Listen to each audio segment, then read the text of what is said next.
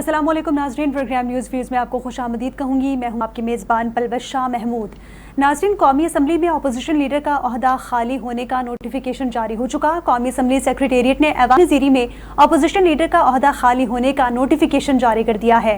चंद रोज़ कबल इंसदाद दहशतगर्दी की अदालत ने 9 मई के जो मुकदमात थे उसमें उमर अयूब को सज़ा सुनाई थी, जिसके बाद इलेक्शन कमीशन ने कौमी असम्बली में कायदे हिज़्ब इख्तिलाफ उमर अयूब और सेनेट में कायदे हिज़्ब इख्तिलाफ शिबली फराज समेत 9 अरकान पार्लिमान को नाअहल करार दिया था।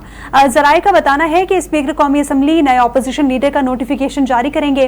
पीटीआई आज़ाद अरकान को पार्लिमानी लीडर और डेप्यूटी पार्लिमानी लीडर के लिए दोबारा नाम देना होंगे, जबकि पीटीआई अब माजी के खिलाड़ियों को दोबारा पार्टी में शामिल करने जा रही है।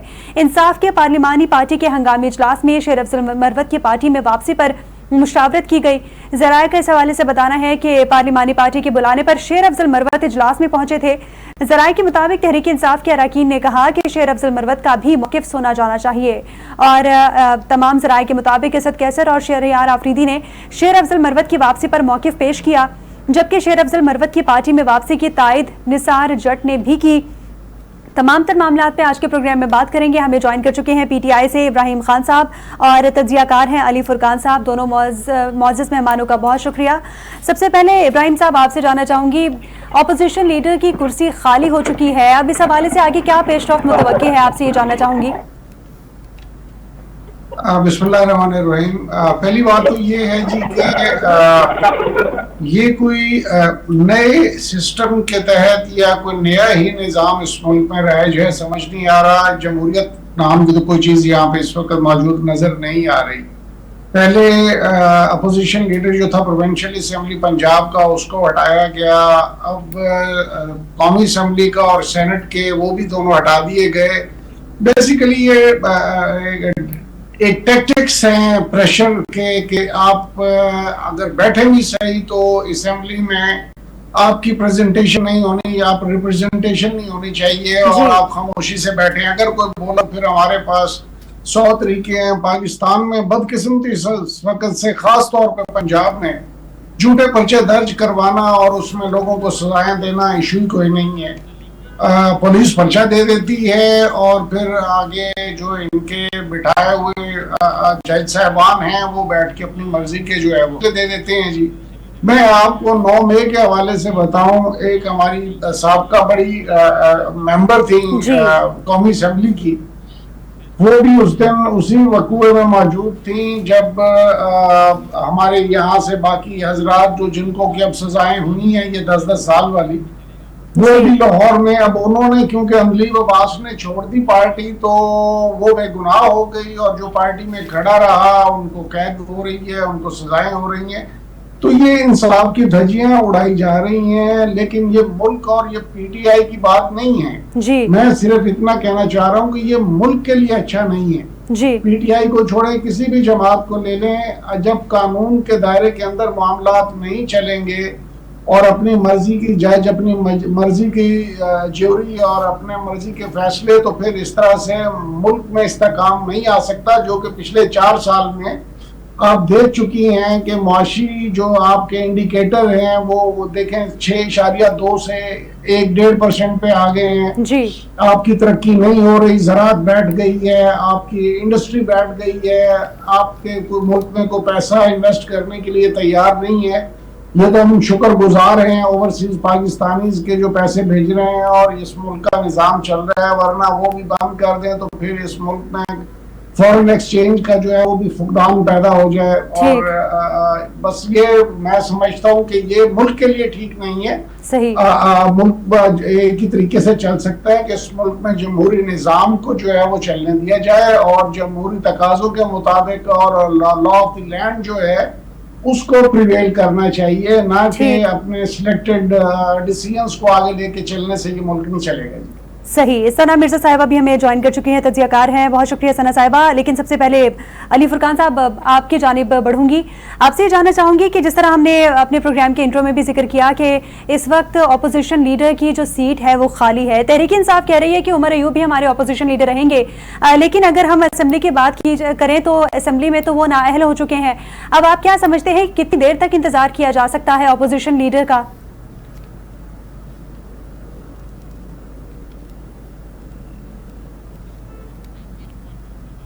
जी अली फुरकान साहब, आई थिंक आपने अपना माइक अनम्यूट नहीं किया हुआ।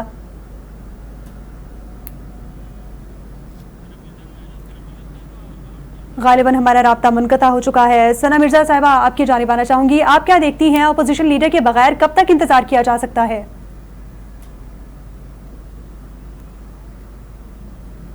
सना, आपको मेरी आवाज आ रही है? जी, आप मुझे सुन सकती हैं? जी, मुझे आपकी आवाज आ रही है। जी माफ चाहूंगी, मैं सिर्फ ये अर्ज करना थी कि जहां तक अपोजिशन लीडर को चुनने का ताल्लुक है या उनके ना होने का ताल्लुक है, मेरा ख्याल ये है कि इससे हुकूमत को तो इन तमाम कार्रवाइयों में जो कि अभी रूटीन की है उससे कोई फर्क नहीं पड़ता। उसकी बड़ी वजह यह है कि अपोजिशन जो कि बज़ाहिर पाकिस्तान तहरीक इंसाफ है और सबसे स्ट्रॉन्गेस्ट अपोजिशन के तौर पर पार्टी अपोजिशन का रोल प्ले कर रही है, मेरा ख्याल ये है कि अगर तो अपोजिशन के लीडर या फिर सेनेट के अंदर कायदे हिस्ब इख्तिलाफ ना भी हो तो इसलिए फर्क नहीं पड़ेगा कि हमने जितने इंपॉर्टेंट डिसीजंस होते हुए देखे उसमें ज्यादातर अपोजिशन अपना एहतजाज रिकॉर्ड करवाने के लिए वॉकआउट थी। इस बात के ऊपर तनकीद पीटीआई के ऊपर कई मरतबा की गई कि आप जो कोर इश्यूज हैं आप कम से कम पार्लियामेंट फ्लोर में, सेनेट के फ्लोर में आप खड़े होकर उनके ऊपर गुफ्तगू करें, उसके ऊपर अपना स्टैंड लें, अपना एक पॉइंट ऑफ व्यू दें।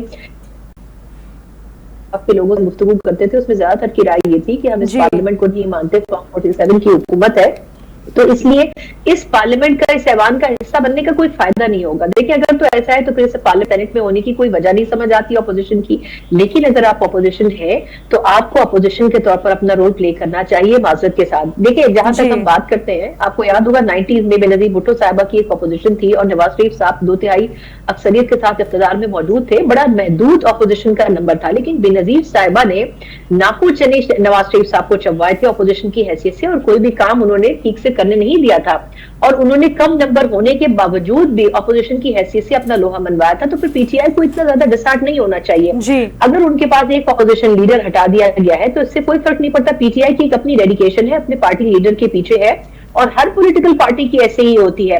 लेकिन अगर हम ये समझेंगे कि एक अपोजिशन लीडर को हटा देने से पार्टी डिसमिस हो जाएगी या डिसमेंटल हो जाएगी, तो ऐसा नहीं है। आप किसी और को नॉमिनेट कर दें, लेकिन जो एक रूटीन का एक प्रोसेस है उसको जरूर चलने दें। इसमें लीगल प्लेटफॉर्म के ऊपर पीटीआई जरूर रुजू कर रही है, लेकिन उस टाइम को गेन करने के लिए कम से कम आपकी अपनी जो प्रेजेंस है वो होनी बड़ी जरूरी है। अभी बड़े दिनों से बाद में सुनाई दे रही है कि जी 27वीं तरमीम के ऊपर काम हो रहा है। अगर ऐसे में अपोजिशन मौजूद नहीं होगी तो फिर ये तो उसी तरह होगा जैसे 26वीं तरमीम के टाइम पर हुआ कि आपके साथ जेवाईफे वैसे बगलगीर रही, लेकिन 26वीं तरमीम के टाइम के ऊपर वो जाकर हुकूमत के साथ खड़ी हो गई। तो आप ऐसे पॉलिटिकल जो अपॉर्चुनिटीज हैं उनको जाया नहीं करना चाहिए। जो मशवरा देने वाले हैं पीटीआई को, हमारी तो खैर उसमें क्या राय होनी चाहिए जर्नलिस्टिक पॉइंट ऑफ व्यू से, लेकिन फिर भी मैं समझती हूँ कि अपना जो हिस्सा है अपोजिशन को चाहे थोड़ा है या ज्यादा है वो जरूर डालना चाहिए। ये कहना बिल्कुल गलत होगा कि अपोजिशन का कोई वेटेज नहीं है, चाहे वो 2 नंबर की सूरत में हो, 3 के नंबर की सूरत में हो या 50 के नंबर की सूरत में हो, लेकिन आई थिंक ये जो प्रेजेंस है अपनी ये शो करनी बड़ी जरूरी है। प्रेजेंस अपनी शो करनी बहुत जरूरी है। ठीक है अली, आपको मेरी आवाज आ रही है? जी बिल्कुल, मैं सुन पा रहा हूँ। जी अली, आपसे मैं जानना चाहूंगी कि पीटीआई कब तक नाम नहीं देगी, स्पीकर कब तक इंतजार कर सकते हैं? और साथ ही मैं अपने ये सवाल में एडिशन करना चाहूंगी कि चीफ इलेक्शन कमिश्नर की तैनाती के हवाले से हुकूमत ने खत लिखा था, उसका जवाब भी पीटीआई की जानिब से नहीं दिया जा रहा। इस हवाले से तैनाती कब होगी, किस तरह होगी, तमाम तर मामला क्या समझते हैं आप? देखिए, जो चीफ इलेक्शन कमिश्नर की तैनाती तो आपको मालूम है कि वो अपना टेन्योर जो है उनका मुकम्मल हो चुका है और उसकी तकर्री का जो तरीकाकार है वो हिज़्ब इख्तिलाफ और प्राइम मिनिस्टर के दरमियान जो है वो होना है। कायदे हिज़्ब इख्तिलाफ की यकीनन इसको तमालत जो है वो दे सकती है, लेकिन मैं ये कहना चाहूंगा आपके पहले हिस्से के जवाब में कि ये कोई अच्छी रवायत नहीं है। इसको किसी तरीके से जो है वो जमहूरी जो तर्ज है, जो पार्लियामानी तर्ज है, उसमें अच्छे तरीके से नहीं जाना जाएगा कि इस अंदाज से किसी हिज़्ब इख्तिलाफ के रहनुमा को, कायदे हिज़्ब इख्तिलाफ को नाअहल किया जाए, उनको टीसीट किया जाए। आपको मालूम है कि माजी में भी ये पाकिस्तान की सियासत में होता रहा। यहाँ हमने देखा कि वज़ीर आज़म भी जो है वो अदालतों से जाते रहे, कभी जाली डिग्री के नाम पे अरकान पार्लियामेंट को नाअहल किया गया, कभी सादक और अमीन के नाम पे उनको घर भेजा जाता रहा, लेकिन उस चीज को आज यानी अच्छा नहीं जाना जाता। आज वो लोग जो कि उस वक्त उसकी हामी थे, आज वो भी उसकी हमायत नहीं कर पा रहे हैं उन फैसलों की। तो ये फैसला भी जो है वो इसी किस्म का फैसला है इस फैसले को ज्यादा अहमियत जो है वो नहीं दी जाएगी। और मैं समझता हूँ कि ये जो हुक्मरान इत्तेहाद है उसको इस पर गौर करना चाहिए, इस पर नजरसानी करनी चाहिए, क्योंकि माजी में यही लोग थे जिनको नाअहल किया गया इसी किस्म की जवाब, इसी किस्म की कानूनी नुक्ते निकाल के। लेकिन जो पहलू जिसका सना मिर्जा ने इजहार किया वो भी बहुत अहम है कि पीटीआई को भी अपना किरदार जो है वो अदा करना चाहिए पार्लियामेंट के अंदर। उनका किरदार ना होना भी उनको कमजोर बनाता है। ठीक ठीक। इब्राहिम खान साहब, आपकी जाने बढ़ूंगी, आपसे जानना चाहूंगी कि हमने देखा कि जिस तरह अली ने अपनी बात में जिक्र किया कि इस मुल्क में बहुत बड़े बड़े ओहदों पे जो लोग थे वो भी नाअहल होते रहे हैं, वजीर आजम तक नाअहल हुए हैं, लेकिन पीटीआई बजिद क्यों है उमर अयूब साहब को ही अपना अपोजिशन लीडर तैनात करने पे? वो किसी और नाम की तरफ क्यों नहीं बढ़ना चाह रही? देखिए, आप उमर अयूब साहब की बात नहीं है, अपोजिशन लीडर कोई भी और बन सकता है, वो मसला नहीं है। आप सीक्वेंस ऑफ इवेंट्स को देख लीजिएगा ना। आप प्रोविंशियल असेंबली पंजाब सबसे बड़ा सूबा है, 60% आबादी है मुल्क की, पहले उसको हटाया गया, फिर उसके बाद नेशनल असेंबली वाले को और साथ ही सेनेट वाले को हटाया गया। बेसिकली इसके पीछे वो माइंडसेट है जो ये चाह रहा है कि जी वो वॉर में जैसे जो है ना जी कमांड एंड कंट्रोल को किस तरह से उड़ाया जाता है जी, कि कमांड एंड कंट्रोल ही ना रहे तो बाद में जो बाकी जो फौज होती है वो फिर आपस में कोऑर्डिनेट किसी मामले को नहीं कर पाती और वो फैसले लेने में या अपने मामला को चलाने में जैसे वो डिसरे का शिकार हो जाते हैं। सेम टैक्टिक्स यहाँ पे इस्तेमाल किए जा रहे हैं। ठीक कि इनकी मकसद है कि जो भी लीडरशिप पे सामने जिसको भी लाया जाए, ये कोई खुसूसी तौर पे उमर अयूब साहब नहीं है, इनकी जगह कोई भी और होता तो इन्होंने उनको भी उड़ा देना था। बात असल में ये है जो मुझे समझ आ रही है कि अगर जमहूरियत होगी तो मामला सीधे होंगे ना। जब मुल्क में जमहूरियत ही नहीं है, जमहूरियत के नाम पे डिक्टेटरशिप चल रही है, तो उस तरह से फिर कैसे मामला आगे बढ़ेंगे? या मुल्क और कौम की सोच में या हम बैठ के उसमें मजीद को कंट्रीब्यूट कर सकते हैं, जबकि हमें पता हो कि ड्राइविंग फोर्स जो है पीछे स्टीयरिंग पे बैठी हुई कोई और है, आगे इन्होंने ये पपेट्स बिठा दिए हैं जिनको के मां सिवाय अपने उनकी फाइलें भरी पड़ी हैं और वो अंडर प्रेशर वो जो कुछ उनको हुक्म होता है वहां से उसी पे वो आगे चलते हैं। तो इस तरह से ये मुल्क के लिए ठीक नहीं है। छोड़ दें पीटीआई को भी, नून लीग को भी, पीपल्स पार्टी को भी, ये मुल्क के लिए इसके दूररस नतायज जो है वो इतने अंधोनाक निकलेंगे कि इस पे खौफ आता है कि हम अपने मुल्क को किस तरफ लेके जा रहे हैं, जहाँ पे कानून की बालादस्ती वाली बात है ही नहीं। समझने की जरूरत ये है जो लोग भी इस वक्त इस मुल्क पे काबिज हैं उनको चाहिए वो सोचें ये मुल्क के लिए ठीक नहीं है। इंडिविजुअल्स को तो शायद वो सूट कर रही हो बात, लेकिन मुल्क और कौम के लिए ये चीजें अच्छी नहीं है। और जब तक हम सीधे रास्ते पे ट्रू डेमोक्रेसी की तरफ नहीं आएंगे और जिसका हक है, देखें पाकिस्तान में या दुनिया में कहीं भी अपनी लीडरशिप के इंतखाब का हक सिर्फ वहां की आवाम को है। ये पहला मुल्क है जहाँ पे फैसले कहीं और से होते हैं, बिठा किसी और को दिया जाता है। तो फिर ये मुल्क इसी तरह देखिए, चाइना हमारे से कितना 2 से 3 साल बाद आजाद हुआ था, सही। आज चाइना कहाँ पहुंच चुका है और हम किधर बैठे हुए हैं। हमारे से तो मकसद है अभी अफगानिस्तान की करेंसी भी ज्यादा जो है वो स्ट्रॉन्ग। ठीक है इब्राहिम साहब, आपका स्टेटमेंट आ चुका है। जी सर, आपका स्टेटमेंट आ गया। सना, आपकी जानिब आना चाहूंगी, आपसे जानना चाहूंगी कि आज पार्लिमानी इजलास हुआ पीटीआई का, आप बखूबी इससे बाइल्म होंगी और उसमें शेर अफजल मरवत की एंट्री हमने देखी एक बार फिर से। पार्टी जराए का ये बताना है कि शेर अफजल मरवत की वापसी के हवाले से भी मुशावरत की जा रही है पार्टी के अंदर। आप इस फैसले को कैसे समझती हैं कि पीटीआई अपने जो नाराज अरकान थे या फिर पीटीआई जिनसे नाराज थी उनको एक बार फिर से पार्टी में जो है वो शमूलियत के हवाले से गौर कर रही है?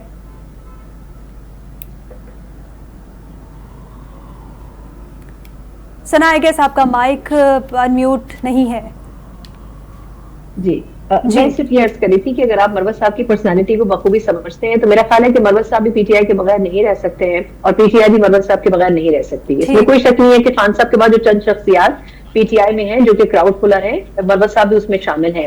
लेकिन मेरा ख्याल है कि जितना अरसे से पीटीआई ने उनको डिसओन किया हुआ है वो खुद भी ये समझते हैं कि वो भी पीटीआई के बगैर शायद बहुत कुछ करने की पोजीशन में नहीं होंगे। फिर अगर डेडिकेशन की बात करें तो उनकी डेडिकेशन के ऊपर पीटीआई में बहुत से सवालात उठते हैं, लेकिन ना मैं मरवत साहब की वकालत करूंगी और ना मैं उनके खिलाफ बात करूंगी, मगर मैं सवाल ये उठाऊंगी कि मरवत साहब ने कई मुश्किल वक्तों में एज कम्पेयर टू उन तमाम लोगों के जो माजी में पीटीआई का हिस्सा रहे हैं, बड़ी डेडिकेशन शो की है मुख्तलिफ एहतजाजों में, प्रोटेस्टों में, वो लोगों के बीच में, कारकुनों के बीच में नजर आए हैं, उनको मोबिलाइज किया है, उनको एनर्जाइज किया और उनको सड़कों पर गर्म रखा है। तो मेरा ख्याल यह है कि उन तमाम काविशों को, उन तमाम जो कारकुन की हैसियत से उन्होंने एफर्ट्स किए, उसको हमें इग्नोर नहीं करना चाहिए। लेकिन उनका एक मसला ये भी था कि वो बहुत ज्यादा वोकल थे, वो सच बोलते थे, जहां नहीं बोलना होता वहां भी सच बोलते थे, और जहां कुछ बातों के ऊपर कुछ कॉम्प्रोमाइज स्टेटमेंट्स देने चाहिए वो वहां पर भी नहीं देते थे।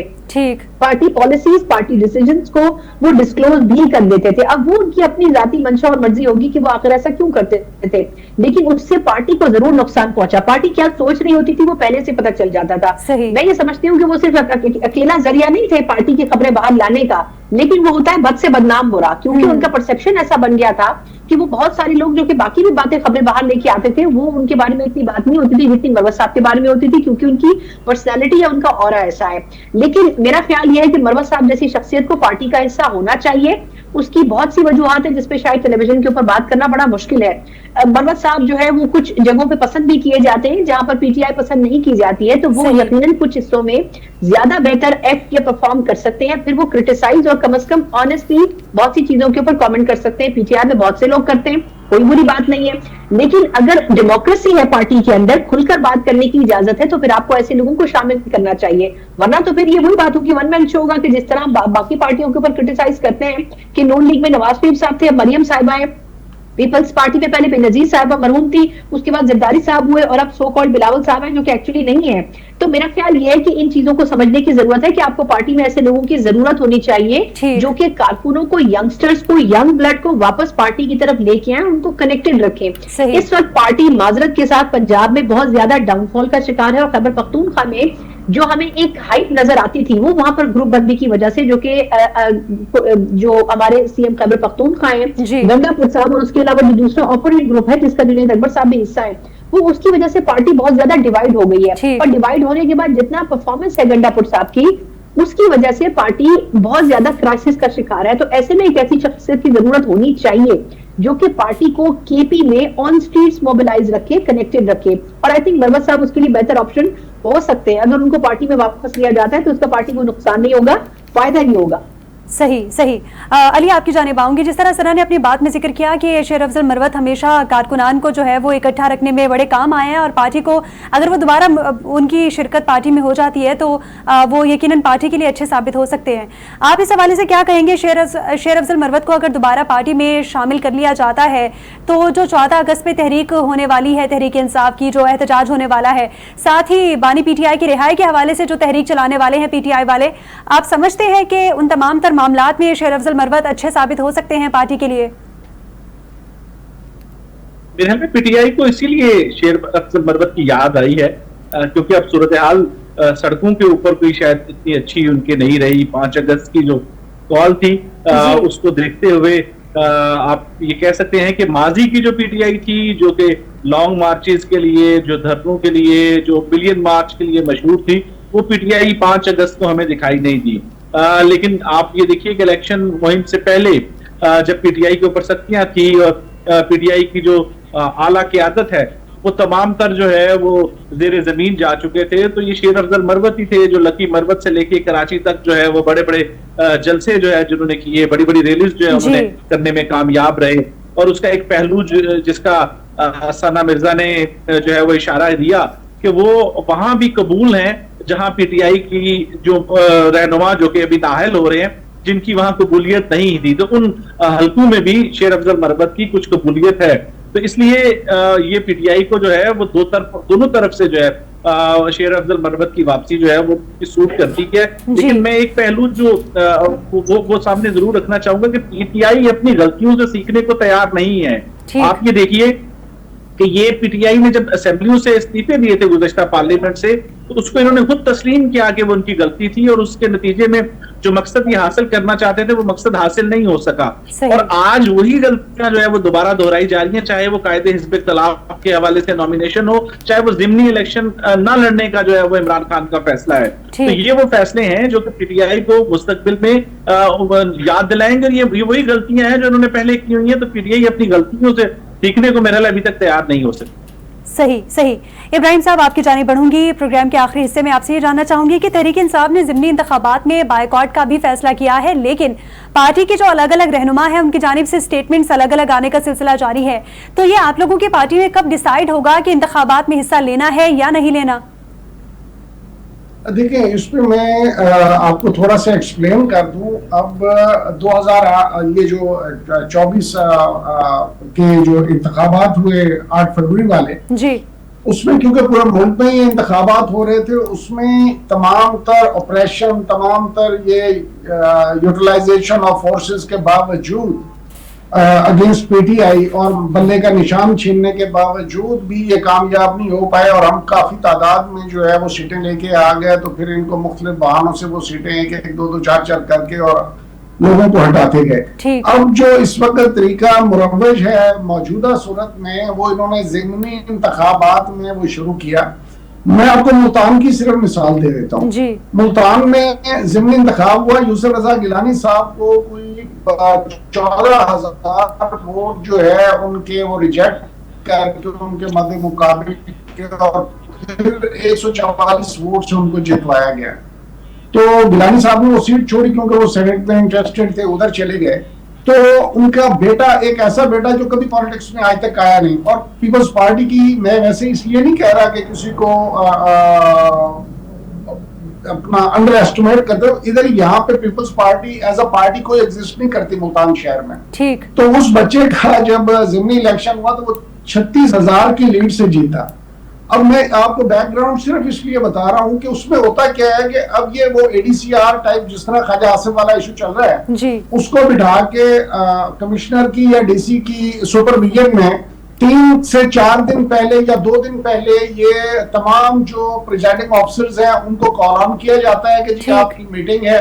उस मीटिंग में बिठा के उनसे उन्होंने साइन करवा लेने जी फॉर्म 45 पे भी और फॉर्म 47 पे। जब लोगों के वोट ने मैटर ही नहीं करना और फैसले आपने बैठ के डीसी ऑफिस में या एडीसीआर के ऑफिस में बैठ के ये फैसले लिखने हैं और वो कैलकुलेशंस टैबुलेशंस होनी है, तो फिर उन इलेक्शंस में जाने का या उसमें अपने आप को, जिस तरह अभी सना कह रही थी, मेरे लिए इंतहाई काबिल एहतराम है जी कि जी वो चीज नहीं नजर आ रही। आप आज हमें इजाजत दे दें कि आपको पुलिस नहीं मारेगी, पुलिस नहीं आपके घरों पे छापे मारेगी, पुलिस आपके घरों में नहीं घुसेगी, आप देख लेंगे कि यहाँ पर समुंदर उमड़ आएगा लोगों का। इस वक्त भी आज आप कोई फ्री एंड फेयर इलेक्शन करवा दें जी किसी इंडिपेंडेंट बॉडी के थ्रू, तो आप यकीन करें 95% सीट्स इमरान खान ले जाएगा। ये मैं आपको इसलिए नहीं कह रहा कि मैं इस पार्टी का हिस्सा हूँ, ये रियलिटी है कि ये इकोनॉमी एक ऐसी चीज थी जिसको कि ये संभाल के तो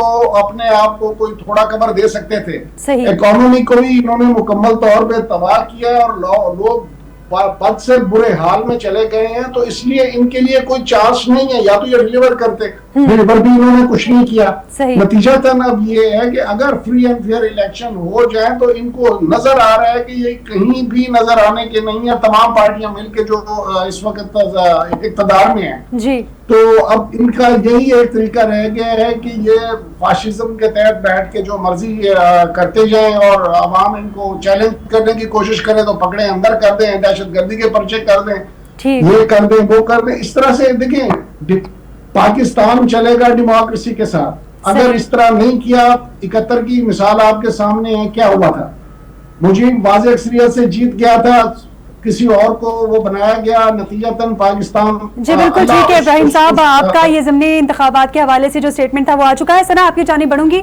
आप इस स्टेटमेंट को या फिर इस फैसले को जो पीटीआई की जानिब से किया गया है कि ज़िमनी इंतखाबात में हिस्सा नहीं लेना, आप किस तरह देखती हैं? आप समझती हैं कि पार्टी की सियासी मामलात के लिए ये फैसला सही साबित होगा या बानी पीटीआई के लिए ये फैसला गलत साबित भी हो सकता है?